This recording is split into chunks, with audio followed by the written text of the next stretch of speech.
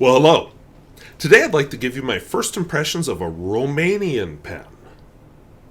And we may have to visit the Pen Collector's channel to see if the pen has appeared there, because he actually is Romanian and knows much more about them than I do. But anyway, this is by a brand called Flaro. It's not my first Romanian pen. It's the first one I've gotten working, so let's take a look at it. Oh, look! A box! So the brand on this box is Flaro, which is a Romanian brand. There's nothing else on the box. A little discolored, possibly from age or stickers or whatever. Open it up. We have a pen. Oops, there we go. A pen resting on a nice little piece of carpet. So we'll take the pen out.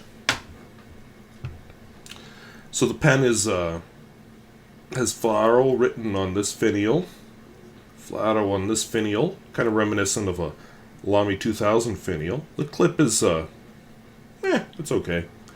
The pen is smaller and it's just plastic. Has a metal section. One of the things I find interesting about this section, though, is it's striated. So maybe it won't be as slippery and slimy as a regular metal section. I was worried about filling it, but it does come with its own converter. Not their captured converter that I've seen, but it's a brown converter. So I wonder if this dates maybe from the 70s or 80s. Hard to say. Of course, in a nice Romanian pen, you can't use a nice Romanian ink, because I don't have any. We're going to use Parker Quink washable blue. So I'm seeing bubbling, which is always a good sign. And I kind of thought it would, because I always clean vintage pens out first, so I knew it took in water.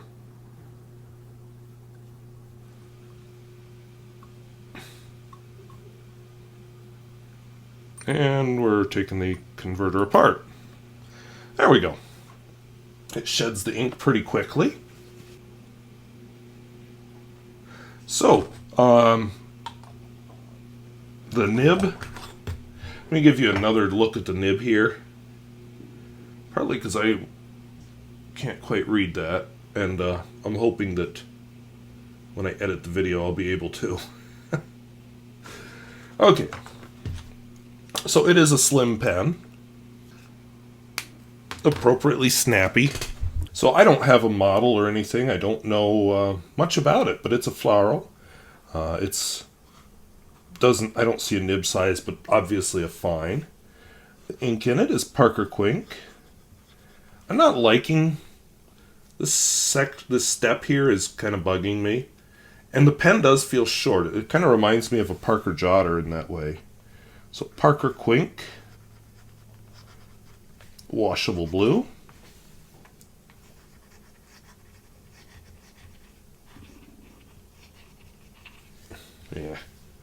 Yeah, I'm not liking this. Flex, I mean, it's okay, but hardly amazing. And I would say it's probably a school pen. It's not, this is not an expensive pen. So wetness and flow, no line variation, obviously. I will say it is doing the one thing that it is supposed to do. It's writing. But very feedbacky, I can hear it on the paper. Smear test. Oops. That looks like I wrote fest. Yeah, it's on the wetter side, not amazingly so, but yeah. Yeah, am I going meh about a pen? Yeah, I think so. And of course I like to do reverse writing.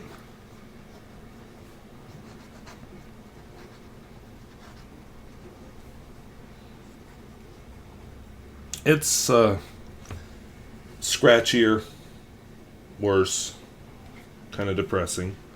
And finally, the world-famous Peter Gustafson test. We'll see how a communist-era pen handles that.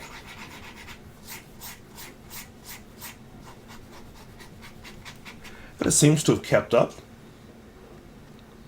So, yeah, I'll use it for a few weeks and then film the talking part. But I will just say that this pen does not set my world on fire. So, certainly came in a bright box. It's a bright pen. What I have found in the time since I filmed the writing sample is it is not what I jumped to right away. It definitely has a sharp step up from the section. That hasn't gone away. The section itself, I think the ridges help maybe make it less slimy, but not a comfortable pen to hold. It writes decently, and one thing that has impressed me is that it writes right away, even if it's been sitting for a week or two. So those are all good qualities. It's just not the most comfortable pen I own. As far as the pocket test, a simple clip. Boom. And I figured it would go right in right away, and it does. So kudos to Flaro. I don't buy a pen like this so much for hoping for a luxurious writing experience. It's more about, hey, it's a unique pen. Because how many people do you know that own a Flaro? And in general, pens like that can be found at quite low cost. So anyway, I want to thank you for watching. We'll talk to you later. Bye-bye.